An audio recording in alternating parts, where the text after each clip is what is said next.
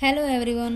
Last video में हम equipartition theorem को डिस्कस कर चुके हैं और आज इस वीडियो में हम इक्विपार्टीशन थ्योरम से रिलेटेड उन प्रॉब्लम्स को करेंगे जो प्रीवियस एग्जाम में पूछी गई है। जैसे एक प्रॉब्लम है ये प्रॉब्लम गेट में पूछी गई है। इसमें क्या दे रखा है, main total energy of A classical 3 dimensional harmonic oscillator in equilibrium with A heat reservoir at temperature T is, यानी इसमें हम लोगों को निकालना है main total energy of classical 3 dimensional harmonic oscillator. अब हम लोगों ने लास्ट वीडियो में जब हार्मोनिक ऑक्सीलेटर को डिस्कस किया था तो उसकी एक डायमेंशन के लिए जो मेन टोटल एनर्जी होती है वो क्या होती है, हाफ ऑफ KBT। अब यहाँ पे क्या दे रखा है, 3 डायमेंशन, यानी इसकी जो टोटल डिग्री ऑफ फ्रीडम है वो कितनी है, 3 है। और हार्मोनिक ऑक्सीलेटर की एक डिग्री ऑफ फ्रीडम का कंट्रीब्यूशन कितना रहता है, KBT। तो 3 डिग्री ऑफ फ्रीडम का कंट्रीब्यूशन कितना रहेगा, इसको हम मल्टीप्लाई कर देंगे किससे, 3 से। तो total main total energy of classical 3 dimensional harmonic oscillator की एनर्जी कितनी रहेगी, 3 KBT, और हमारा आंसर हो जाएगा डी। ओके, अगर हम नेक्स्ट प्रॉब्लम डिस्कस करते हैं, इसमें क्या दे रखा है, ये भी गेट से ही रिलेटेड है। इसमें क्या दे रखा है, द मेन इंटरनल ऑफ यहाँ पे मेन इंटरनल एनर्जी है यहाँ पे of A 1 dimensional classical harmonic oscillator in equilibrium with A heat bath of temperature T is. यहाँ पे भी क्या दे रखा है, क्लासिकल हार्मोनिक ऑक्सीलेटर दे रखा है। और हम लोगों ने अभी लास्ट प्रॉब्लम में भी डिस्कस किया है कि हार्मोनिक ऑक्सीलेटर की एक डिग्री ऑफ फ्रीडम का कंट्रीब्यूशन कितना रहता है, KBT। और हमें जो हार्मोनिक ऑक्सीलेटर दे रखा है वो कौन से स्पेस में दे रखा है, 1 डायमेंशन में दे रखा है। तो इसकी जो मेन इंटरनल एनर्जी रहेगी वो कितनी रहेगी, KBT। तो ऑप्शन आ जाता है इसका बी। ओके, नेक्स्ट जो प्रॉब्लम दे रखी है वो भी गेट की प्रॉब्लम है। इस प्रॉब्लम में क्या दे रखा है, a system of an non interacting classical point particle is constraint to move on the 2 dimensional surface of sphere, the internal energy of the system is. हम बार बार एक ही टर्म पढ़ रहे हैं, इंटरनल एनर्जी ऑफ सिस्टम। हमने last जो वीडियो की थी उसमें क्या था, हम लोगों ने कैलकुलेट किया था total average thermal kinetic energy of system, और उसी को हम उसकी इंटरनल एनर्जी बोल रहे हैं। ओके, अब हमें दे क्या रखा है, 2 डायमेंशनल सरफेस ऑफ स्फीयर। अब यहाँ पे 2 डायमेंशनल सरफेस दे रखा है। 2 डायमेंशनल सरफेस, इसका मतलब इसकी जो डिग्री ऑफ फ्रीडम रहेगी वो कितनी रहेगी, 2। और एक डिग्री ऑफ फ्रीडम का कॉन्ट्रीब्यूशन एक पार्टिकल के लिए वो कितना रहता है, हाफ ऑफ KBT। अब हमें दे कितने पार्टिकल रखे हैं, n पार्टिकल्स दे रखे हैं। तो एक पार्टिकल का कंट्रीब्यूशन है हाफ ऑफ KBT। तो n पार्टिकल्स का जो कंट्रीब्यूशन है वो कितना रहेगा, half of KBT into n। अब हमें ऑप्शंस दे रखे थे, क्या थे, 3/2 NKBT, half NKBT, NKBT, 5/2 NKBT। तो हमारा आंसर रह जाता हाफ NKBT। ओके, नेक्स्ट जो प्रॉब्लम है हमारे पास वो CSIR नेट की है। उसमें क्या दे रखा है, a system of an classical non interacting particles each of mass m is at a temperature T and is confined by the external potential V of R is equal to half of AR square in 3 dimension, the internal energy of the system is.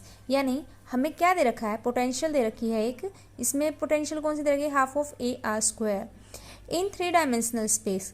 अब हमें पता है यहाँ पे क्या दे रखा है, n पार्टिकल्स दे रखे हैं हार्मोनिक ऑक्सीलेटर के। और हमें पता है हार्मोनिक ऑक्सीलेटर के लिए जब हम हैमिल्टोनियन लिखते हैं तो वो किसके बराबर होता है, 3 डायमेंशन की अगर मैं बात करूँ, px² upon 2m plus py² upon 2m plus pz² upon 2m plus half of potential दे रखी है half of a R square. अगर आर स्क्वायर को मैं ऐसे लिख सकती हूँ, R square is equal to X square plus Y square plus Z square. ठीक है, तो अब मैं इसको ऐसे लिख सकती हूँ, a into x square plus Y square plus Z square. Okay, अब हमने जब लास्ट वीडियो में डिस्कस किया था उसमें क्या पढ़ा था कि contribution of each quadratic term to the total internal energy is half of K B T. अब यहाँ पे हमारे पास को कितनी क्वाड्रेटिक टर्म्स हैं, इसमें 1 2 3 4 5 6 टोटल कितनी टर्म्स हैं, 6 हैं। तो एक टर्म का जो कंट्रीब्यूशन है वो कितना है, half of K B T. अब 6 टर्म्स हैं तो इसको मल्टीप्लाई कर दूंगी मैं 6 से, तो कितना आ जाएगा, ये 3 के बी टी। अब ये है एक पार्टिकल के लिए। अब हमें टोटल कितने पार्टिकल्स दे रखे हैं, n पार्टिकल्स दे रखे हैं, तो इसको मल्टीप्लाई कर दूंगी इससे n से, तो हमारा आंसर हो जाएगा 3n के बी टी। ओके, जो हमें नेक्स्ट प्रॉब्लम दे रखी है वो भी CSIR नेट की ही है। इसमें क्या दे रखा है, स्पेसिफिक हीट पर molecule of diatomic molecule at high temperature is. यानी अब की बार हमें मोलिक्यूल कैसे दे रखा है, डायटोमिक। अब हमने 2 टाइप के डायटोमिक मोलिक्यूल पढ़े थे, रिजिड डायटोमिक मोलिक्यूल और नॉन रिजिड डायटोमिक मोलिक्यूल। लेकिन यहाँ पे मेंशन नहीं कर रखा कि हमें जो डायटोमिक मोलिक्यूल दिया गया है वो कौन सा है, रिजिड है या नॉन रिजिड है। बट एक चीज़ बोल रखी है हाई टेम्परेचर। तो हमें ये चीज़ ध्यान रखनी है कि अगर हमारे पास डायटोमिक मोलिक्यूल दे रखा है और ये मेंशन नहीं कर रखा कि वो रिजिड है या नॉन रिजिड है, तो उस टाइम पे अगर और साथ में हमें टेम्परेचर हाई दे रखा है तो उस टाइम पे मोलिक्यूल के वाइब्रेशनल डिग्री ऑफ फ्रीडम भी कंट्रीब्यूट करेंगे, चाहे मोलिक्यूल रिजिड हो या फिर नॉन रिजिड हो। लेकिन अगर टेम्परेचर हाई दे रखा है तो वहाँ पे वाइब्रेशनल डिग्री ऑफ फ्रीडम हमेशा कंट्रीब्यूट करेंगे। अब हमें पता है कि जो डायटोमिक मॉलिक्यूल है उसकी जो स्पेसिफिक हीट होती है, अगर हम उसकी ट्रांसलेशनल मोशन की वजह से उसके अंदर 3 डिग्री ऑफ फ्रीडम होते हैं और रोटेशनल मोशन की वजह से 2 डिग्री ऑफ फ्रीडम होते हैं। और इसने बोल रखा है हाई टेम्परेचर, तो वाइब्रेशनल डिग्री ऑफ फ्रीडम भी कंट्रीब्यूट करेंगे। तो वाइब्रेशनल डिग्री ऑफ फ्रीडम कितनी हो जाएगी इसकी, 1। ठीक है, अब इसकी ट्रांसलेशनल मोशन की वजह से जो इसके एनर्जी में कंट्रीब्यूशन आता है वो कितना आता है, half of K B T. ठीक है, और इसकी वजह से कितना आता है, half of K B T. और एक जो वाइब्रेशनल डिग्री ऑफ फ्रीडम है वो कितना कंट्रीब्यूट करता है, के बी टी। ठीक है, यानी एक मॉलिक्यूल की जो इंटरनल एनर्जी आ जाएगी इसकी एक मॉलिक्यूल के लिए वो कितनी आ जाएगी, 3/2 प्लस के बी टी प्लस के बी टी, यानी 7/2 के बी टी।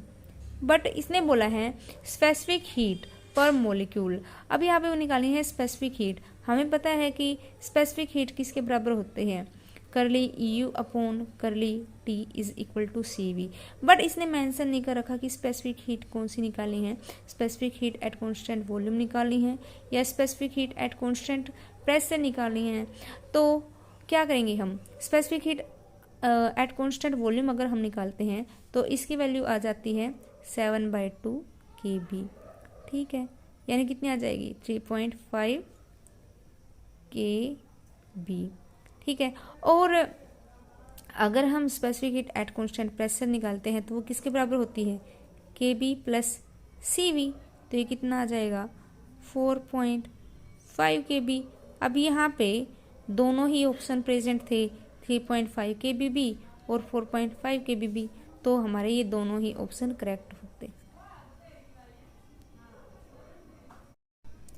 नेक्स्ट जो प्रॉब्लम दे रखी है वो गेट 2017 की है। इसमें क्या दे रखा है, consider a triatomic molecule of the shape shown in the figure. ठीक है, यानी एक ट्राइएटॉमिक मॉलिक्यूल दे रखा है और उसकी शेप ऐसी दे रखी है, यानी एग्जाम में ये गिवन थी और हमें कैलकुलेट करना था the heat capacity of this molecule at high temperature. ये हमें इस मॉलिक्यूल की हीट कैपेसिटी निकालनी थी हाई टेम्परेचर पे और गिवन था temperature much higher than the vibrational and rotational energy scale, यानी टेम्परेचर इतना हाई है कि वो वाइब्रेशनल और रोटेशनल जो मोशन है उनको शो कर सकता है, बट इतना भी ज़्यादा नहीं है कि वो मॉलिक्यूल्स के बॉन्ड को डिसोसिएट कर दे या फिर मॉलिक्यूल को सेपरेट कर सके। ओके, अब इसके लिए हमें पता है ये जो शेप है वो किसकी है, ट्राई एटॉमिक मॉलिक्यूल की है। और किस शेप में है, ये नॉन लीनियर शेप में है। जब try atomic molecule non linear shape में होता है तो हमें पता है कि कोई भी मॉलिक्यूल है उसके टोटल डिग्री ऑफ फ्रीडम किसके बराबर होते हैं, 3n। अब यहाँ पे जो n है वो क्या है कि टोटल कितने मॉलिक्यूल से बना है हमारा, कितने एटम से बना है हमारा मॉलिक्यूल। अब ये कितने एटम से मिलके बना है, 1 2 3, तो कितने एटम से मिलके बना है, 3, तो 3 × 3 यानी 9। टोटल डिग्री ऑफ फ्रीडम कितने आ जाएंगे हमारे, 9। अब इसके 3 ट्रांसलेशनल डिग्री ऑफ फ्रीडम है, 3 रोटेशनल डिग्री ऑफ फ्रीडम है और 3 ही इसके वाइब्रेशनल डिग्री ऑफ फ्रीडम है। ट्रांसलेशनल डिग्री ऑफ फ्रीडम का कंट्रीब्यूशन कितना रहता है, हाफ ऑफ kBt, ठीक है। वाइब्रेशनल का कितना रहता है, हाफ ऑफ kBt, और रोटेशनल का कितना होता है, kBt। ओके, अब यहाँ 3 है तो इसको 3 से मल्टीप्लाई कर दूंगी, इसको भी 3 से मल्टीप्लाई कर दूंगी और इसको भी 3 से मल्टीप्लाई कर दूंगी, तो टोटल इंटरनल एनर्जी हमारी कितनी हो जाएगी, U = 3/2 kBt plus 3/2 kBt plus 3 kBt, यानी 3 kBt ये हो जाएगा, 3 kBt ये हो जाएगा, टोटल कितना आ जाएगा हमारा 6 kBt।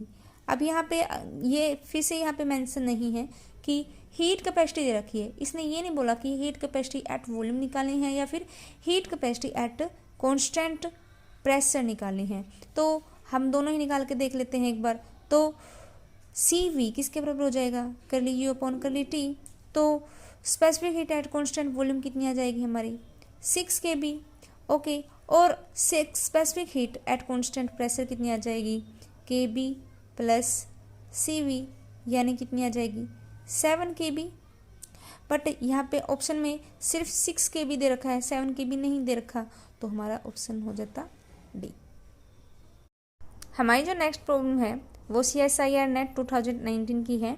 इसमें क्या दे रखा है, the Hamiltonian of classical non one dimensional oscillator is H = p²/2m plus lambda x⁴, where lambda greater than 0 is a real constant. The specific heat of collection of n independent such oscillators is, यानी हमें क्या दे रखा है, एक Hamiltonian दे रखा है और हैमिल्टोनियन किस फॉर्म में है, H = p²/2m plus lambda x⁴, ठीक है। और यहाँ पे जो लैम्डा दे रखा है वो greater than 0 दे रखा है, ठीक है। और हमें इस हैमिल्टोनियन के लिए स्पेसिफिक हीट निकालनी है। ओके, अब हमें पता है कि हर एक क्वाड्रेटिक टर्म हैमिल्टोनियन के अंदर जितनी भी क्वाड्रेटिक टर्म होती है वो कितना कंट्रीब्यूट करती है, वो हाफ ऑफ kBt कंट्रीब्यूट करती है। तो और ये जो क्वाड्रेटिक टर्म है वो किसके कोरिस्पोंड है, काइनेटिक एनर्जी के कोरिस्पोंड है ना। तो हम कह सकते हैं कि इस हैमिल्टोनियन की जो एवरेज काइनेटिक एनर्जी है वो किसके बराबर हो जाएगी, हाफ ऑफ kBt। और हमारे पास ऐसे कितने पार्टिकल्स दे रखे हैं, n पार्टिकल्स है, तो इसको मैं n से मल्टीप्लाई कर दूं तो कितनी आ जाएगी, n/2 kBt। अब हमें पता है कि स्पेसिफिक हीट निकालने के लिए सबसे पहले इंटरनल एनर्जी पता होनी चाहिए, और इंटरनल एनर्जी हमारे सिस्टम की वो किसके बराबर होती है, sum of kinetic energy plus potential energy. अब हमें काइनेटिक एनर्जी तो पता है इस सिस्टम के लिए, बट पोटेंशियल एनर्जी क्या है वो नहीं पता है, क्योंकि यहाँ पे जो पोटेंशियल एनर्जी दे रखी है वो एक अलग ही पोटेंशियल दे रखी है। तो हम इस पोटेंशियल के लिए हमारे सिस्टम की पोटेंशियल एनर्जी कैसे कैलकुलेट करेंगे, तो इसके लिए हमें एक थ्योरम याद रखनी है जिसको हम वेरियल थ्योरम बोलते हैं। तो उसके अकॉर्डिंग क्या होता है कि अगर हमारे पास कोई भी एक गिवन पोटेंशियल है, V of r = a r⁴n, यहाँ पे r भी हो सकता है, x भी हो सकता है, कोई भी वेरिएबल हो सकता है, ठीक है। यहाँ पे n एक कॉन्स्टेंट इंटीजर होएगा, ठीक है। अब वेरियल थ्योरम क्या बोलती है कि अगर हमारे पास कोई भी एक गिवन पोटेंशियल है जो इस फॉर्म में है, तो इस सिस्टम की एवरेज काइनेटिक एनर्जी वो बराबर होगी n/2 times of potential average potential energy of that system. ठीक है, अब हमें यहाँ पे पोटेंशियल एनर्जी तो पता नहीं, बट इसकी एवरेज काइनेटिक एनर्जी तो पता है ना। तो एवरेज काइनेटिक एनर्जी कितनी है एक पार्टिकल के लिए, हाफ ऑफ kBt। ठीक है, अब यहाँ से अगर मैं इस वैल्यू के साथ हमारे गिवन पोटेंशियल को अगर कंपेयर करती हूँ तो n की वैल्यू कितनी आ जाएगी 4, तो n/2 यानी 4/2 एवरेज पोटेंशियल एनर्जी। तो यहाँ से एवरेज पोटेंशियल एनर्जी किसके बराबर हो जाएगी, half of kBt into 2/4। Calculate करते हैं तो कितना आ जाएगा 1/4 kBt। ठीक है, अब ये निकली है हमारी एवरेज पोटेंशियल एनर्जी। बट हमें क्या चाहिए स्पेसिफिक हीट निकालने के लिए, internal energy, and internal energy is sum of kinetic energy plus potential energy. Kinetic energy कितनी है इसकी, half of kBt, plus potential energy कितनी आई है, अभी हम लोगों ने कैलकुलेट की, कितनी आई है 1/4 kBt। ठीक है, जब हम इसको सोल्व करते हैं तो कितना आ जाएगा 3/4 kBt। अब हमें यहाँ पे सिंगल पार्टिकल नहीं दे रखा, टोटल कितने पार्टिकल्स दे रखे हैं, एन इंडिपेंडेंट सच ऑक्सीलेटर्स। ठीक है, यानी कैसे से कितने ऑक्सीलेटर्स हैं, n है, तो इसको n से मल्टीप्लाई कर देंगे तो हमारी specific heat at constant volume वो किसके बराबर होती है, curly u upon curly t is equal to 3/4, derivative लेंगे इसका विद रिस्पेक्ट टू टेम्परेचर तो कितना आ जाएगा n/kB। ओके, तो यहाँ पे आ जाएगा 3/4 n/kB। और अगर हम बात करें किसकी specific heat at constant pressure तो वो किसके बराबर हो जाएगा n/kB प्लस CV। तो यहाँ पे कितना आ जाएगा ये 3/4 n/kB plus kB is equal to 7/4 n/kB। But यहाँ पे जो ऑप्शन है वो सिर्फ 3/4 n/kB है, तो हमारे ऑप्शन इसके साथ मैच होता है, तो हमारा आंसर हो जाता 3/4 n/kB।